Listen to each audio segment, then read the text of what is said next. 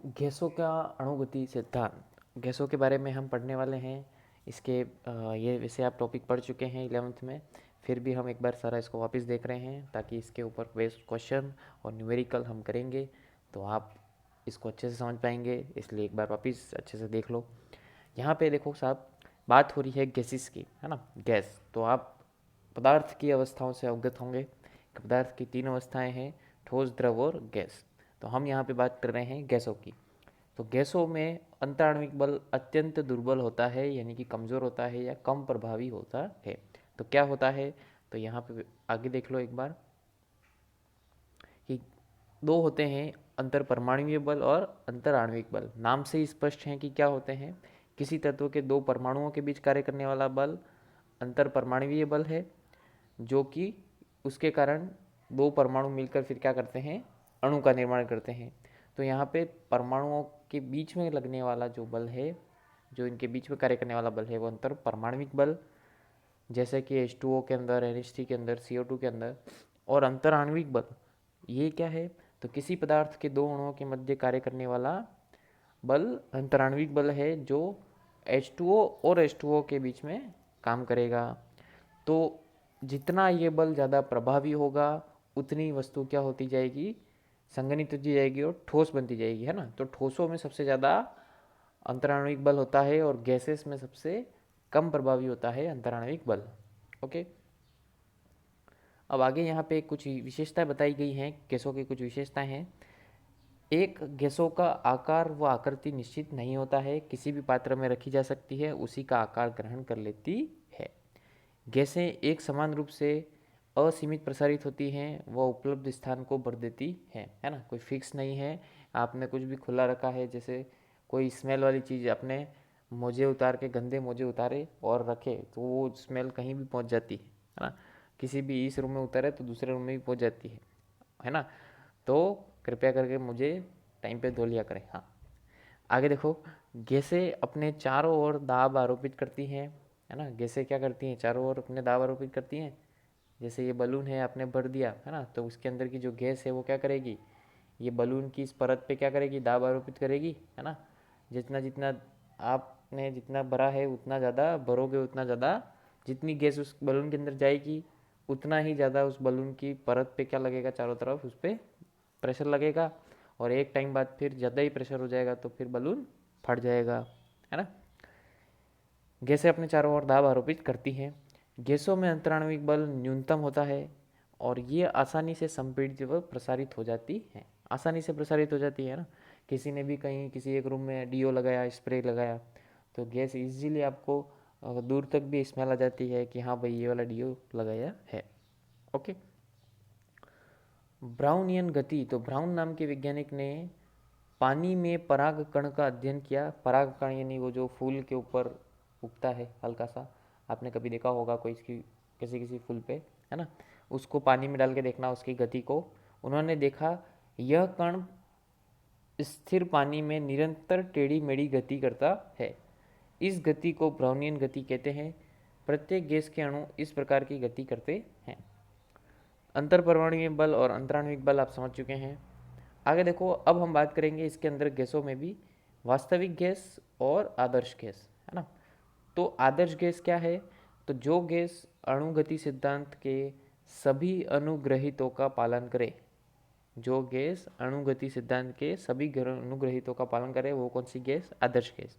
अब कौन कौन से अनुग्रहित हैं तो वो अभी हम आगे देखने वाले हैं। बॉयल का नियम, चार्ल्स का नियम, गैलुसेक का नियम, ये सभी अभी हम देखेंगे इसके आगे। और वास्तविक गैस, तो वास्तविक गैस अणुगति सिद्धांत का पूर्णतया पालन नहीं करती है। गैस के नियम का पूर्ण रूप से पालन नहीं करती है। और भाई साहब समझ लो कि कोई भी ऐसी गैस नहीं है जो सभी नियम का पूर्णतया पालन करती हो, है ना। यानी कि आदर्श गैस तो केवल कल्पना है। ओरिजिनल में जो वास्तविक गैसें हैं वो सभी गैसें वास्तविक गैसें ही हैं। इस ऐसा नहीं होता है कि कोई भी एक गैस जो सभी नियमों का पालन कर ले, है ना। लेकिन हम कल्पना में जीते हैं थोड़ी बहुत, तो यहाँ पे मानेंगे कई जगह।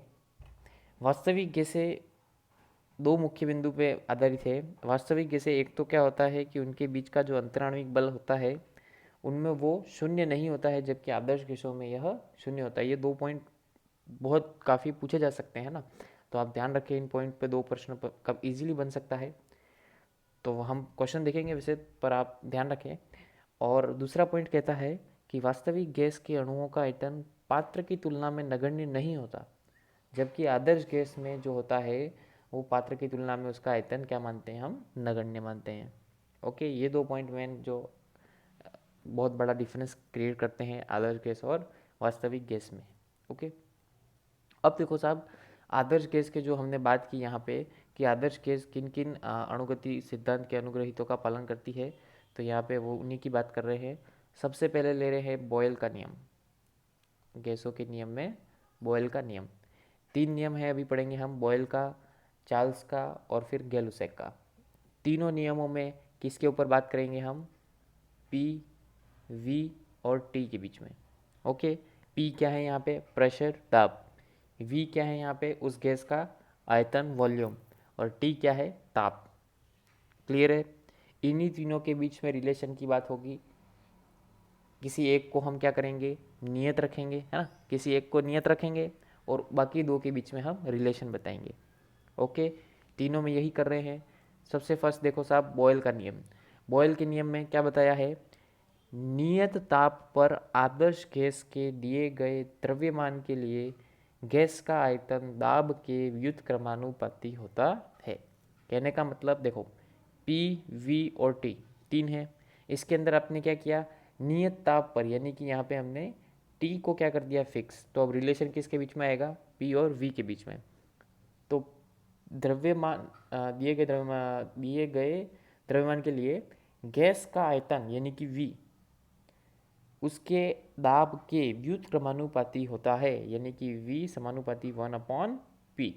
यानी कि कहने का मतलब आसान सा भाषा में ये है कि अगर आप नियत ताप पर दाब को बढ़ाते हैं, है ना, प्रेशर इंक्रीज करते हैं, दाब में वृद्धि करते हैं, तो आयतन में कमी होगी। देखो यहाँ पे आप चित्र से इजीली समझ सकते हो कि यहाँ पे प्रेशर P1 था, यानी कि प्रेशर कम था। फिर हमने प्रेशर में क्या की, वृद्धि की, P2 हुआ। तो पहले तो आयतन साहब इतना था, ये इतना आयतन था, है ना, लेकिन जैसे आपने प्रेशर इंक्रीज किया, जितना प्रेशर बढ़ाया, आयतन क्या हो गया साहब, केवल इतना सा रह गया। घनत्व बढ़ गया लेकिन आयतन कम हो गया। समझ में आई बात, क्या किया, है ना। आपको पता, किसी भी वस्तु का अगर आपको आयतन निकालना होता है तो जैसे आप निकाल सकते हैं, है ना। जैसे इसको आप एक समझो, क्या है ये, एक बेलन है ना, गिलास, एक गिलास समझ लो, तो इसके ऊपर क्या हो गया, ये बेलन शेप का लग रहा है ना। तो इसके अंदर आप बेलन शेप के अंदर बेलन के आयतन का फॉर्मूला लगाओगे, उस फॉर्मूले में आर और एच की वैल्यू रखोगे, तो ये जो वॉल्यूम की वैल्यू आएगी वो इससे तो ज़्यादा ही आएगी। साफ दिख रहा है आपको, है ना। इसका मतलब क्या हुआ, जितना प्रेशर बढ़ा आयतन उतना ही कम हुआ। और यही आपका बॉयल का नियम कहता है कि जितना ज़्यादा प्रेशर बढ़ाओगे वॉल्यूम उतना ही कम होता जाएगा। ओके, V समानुपाती 1/P, समानुपाती का चिन्ह हटाओ, कोई भी नियतांक लगाओ, नियतांक लगा दिया, फिर P को इधर ले गए तो PV बराबर नियतांक, यानी कि P1 V1 बराबर P2 V2। कहने का मतलब यहाँ पे जितना आपने प्रेशर लगाया है और जितना वॉल्यूम था, उन दोनों का गुणा, जितना आपने प्रेशर इंक्रीज करके जो बाद का प्रेशर हुआ वो, और जो बाद का आयतन हुआ वो, दोनों का गुणा, इन दोनों का, फर्स्ट वाले का और सेकंड वाले का, दोनों का गुणा आपका जो आएगा, वैल्यू क्या आएगी, सेम आएगी, है ना। तो इसका भी हम काम में लेंगे, तो क्वेश्चन करेंगे तब आप और समझ जाओगे। वैसे बॉयल का नियम आपको समझ में आ गया होगा। इसके अंदर टी को आपको कांस्टेंट रखना है और पी और वी के बीच में रिलेशन है, और रिलेशन सीधा सीधा है कि एक को बढ़ाओगे तो दूसरा कम होगा। ओके, इसका ग्राफ थोड़ा सा टेढ़ा हो गया है तो गर्दन घुमा के देखो, नहीं तो मैं सीधा बना देता हूँ। देखो, हाँ, ग्राफ भी पूछा जाता है जनरली कि जैसे बॉयल के नियम में पी और वी के बीच में ग्राफ बताओ, तो ये पी, ये वी। और आपको हमेशा, मैंने पहले भी बता रखा है कि कोई भी व्युत्क्रमानुपाती रिलेशन होता है तो हम ग्राफ कैसा बनाते हैं, ऐसा, है ना। अब कभी आपको पी और वी के बीच में ग्राफ नहीं पूछ के कैसे पूछ लेते हैं, पी और, जैसे पूछ लिया वी समानुपाती 1/P, वी और 1/P में ग्राफ बनाओ, या P और 1/V में ग्राफ बनाओ, ऐसे पूछ लेते हैं, है ना। तो वो तो डायरेक्ट सीधा सीधा क्या है, समानुपाती हैं, और समानुपाती का ग्राफ हमेशा कैसा बनता है, सीधी सीधी लाइन।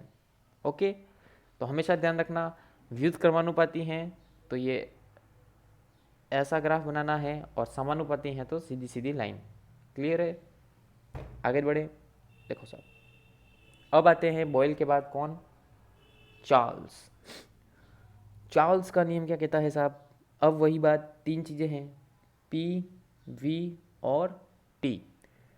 यहाँ पे पहले वाले में हमने टी कांस्टेंट रखा था, यहाँ पे हम क्या रख रहे हैं, दाब नियत रख रहे हैं। टी के बाद किसका नंबर आया, पी का। तो पी को नियत रखा है तो किन के बीच में रिलेशन बताएंगे, वी और टी के बीच में। तो हमने दाब को नियत रखा, गैस के निश्चित द्रव्यमान का आयतन उसके परम ताप के समानुपाती होता है। कहने का मतलब द्रव्यमान का आयतन अगर आप बढ़ाओगे यहाँ पे तो उसके वो किसके साथ समानुपाती होगा, उसके परम ताप के समानुपाती होगा। सीधी सी बात यह है कि ताप बढ़ेगा तो आयतन बढ़ेगा, ताप घटेगा तो आयतन घटेगा। बस सीधा सीधा सा आसान भाषा में आप याद रख सकते हैं। कहने का मतलब जैसे यहाँ पे ताप T1 था तो वॉल्यूम कितना था, V1। जैसे ही ताप हमने T2 किया, T2 मतलब T1 से ज़्यादा, यहाँ पे लिख रखा है T2 is greater than T1, यानी कि हमने ताप बढ़ाया तो वॉल्यूम भी बड़ा इंक्रीज़ हुआ। ओके, इन चीज़ों को समझने के लिए मैं प्रयास कर रहा हूँ कि बॉयल नियम, चार्ल्स नियम और गैलुसेक नियम के तीनों के एक्सपेरिमेंट भी आपको करके उसके थ्रू भी समझाया जाए कि क्या कहना चाहते हैं ये नियम। तो आपको चिंता ना करें, भविष्य में ज़रूर इनके एक्सपेरिमेंट के थ्रू भी समझा दिया जाएगा। ओके, हाँ, लेकिन एग्ज़ाम में लिखने के लिए या थ्योरी वाले एग्ज़ाम में करने के लिए आपको थोड़ी ये भाषा सहित भी याद होना ज़रूरी है ना, और समझने के लिए हम आगे और प्रयास कर रहे हैं। ओके, तो यहाँ पे देखो, यदि दाब नियत रहता है तो गैस के निश्चित द्रव्यमान का आयतन उसके परम ताप के समानुपाती होता है। ओके, यानी कि ताप बढ़ा तो वॉल्यूम भी इंक्रीज होगा।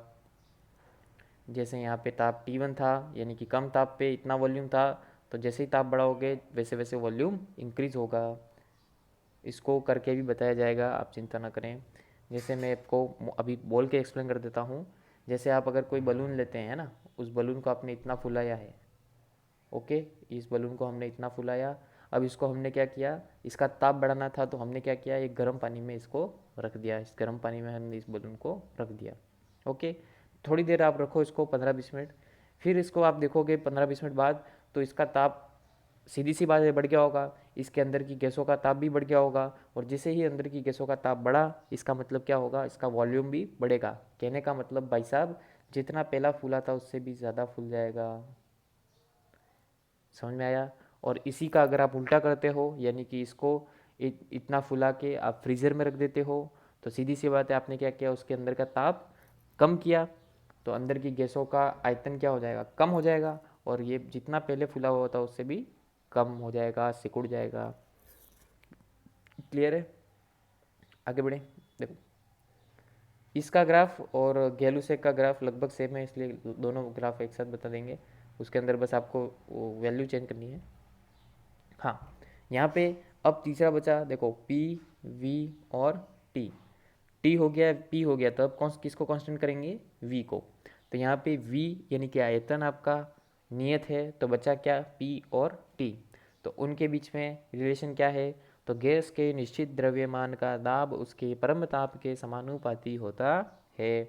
यानी कि दाब सीधा सीधा किसके समानुपाती होगा, परम ताप के समानुपाती होगा। कैसे, यहाँ पे क्या करेंगे, जैसे आप किसी चीज़ का अगर आप वॉल्यूम फिक्स रखते हैं, जैसे कि ये एक मान लो एक पिस्टन बनाया आपने, जिसके अंदर आपको ये जो प्रेशर है वो फिक्स है ना, ये पिस्टन हिलने वाला नहीं है, बस इसके अंदर जो गैस है वो फिक्स है। फिर अगर आप इसका आयतन फिक्स है इस गैस का, तो सपोज़ अगर आप प्रेशर बढ़ाते हैं तो सीधी सी बात है वो टेम्परेचर बढ़ेगा। यानी जितना आप उस पर प्रेशर देंगे, उस गैस पे यहाँ पे पिस्टन से जितना प्रेशर देंगे, अगर वॉल्यूम फिक्स है तो उसका ताप में क्या होगी, वृद्धि होगी। ओके, और जस्ट इसी का उल्टा भी अगर आप बात कर सकते हो कि अगर आप टेम्परेचर बढ़ाते हो तो सीधी सी बात है उस पर प्रेशर भी बढ़ेगा।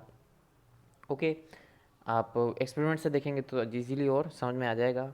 ओके, यहाँ पे तीन चीज़ें, तीन रिलेशन समझ में आ गया होगा, पी वी और टी के बीच में, है ना। सबसे पहले हमने चार्ल्स नियम में टी को नियत रखा, फिर हमने फर्स्ट था आपका बॉयल नियम। बॉयल नियम में हमने टी को स्थिर रखा, फिर आया चार्ल्स, इसके अंदर हमने पी को स्थिर रखा, और फिर हमने गैलुसेक में वी को नियत रखा।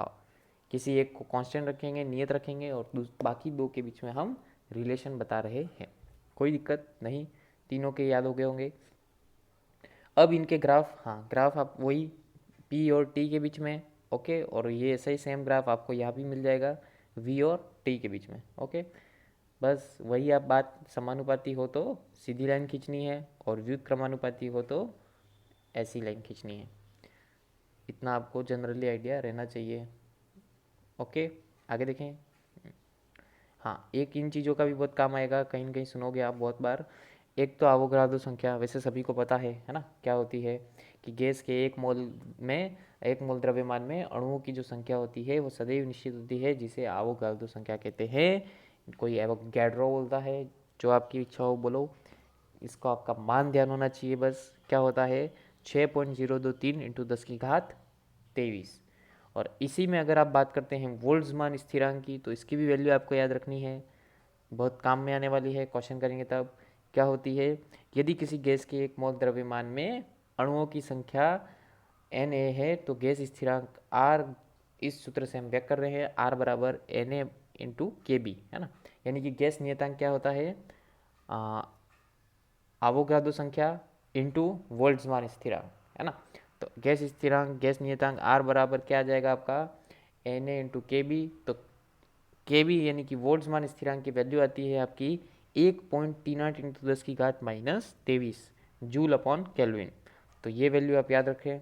ये तो संख्या है ना, संख्याओं का कोई मात्रक नहीं होता है, और ये आपका नियतांक है, इसका मात्रक होगा, क्या होगा, जूल अपॉन केल्विन। और यहाँ पे ये तो संख्या है 6.023 इंटू 10⁻23। तो ये दो वैल्यू आपको याद होनी चाहिए, है ना, ताकि फॉर्मूला हम क्वेश्चन करेंगे तब आपको फापे नहीं मारने हैं। हाँ, वर्ग माध्य मूल वेग CRMS, ए रमेश।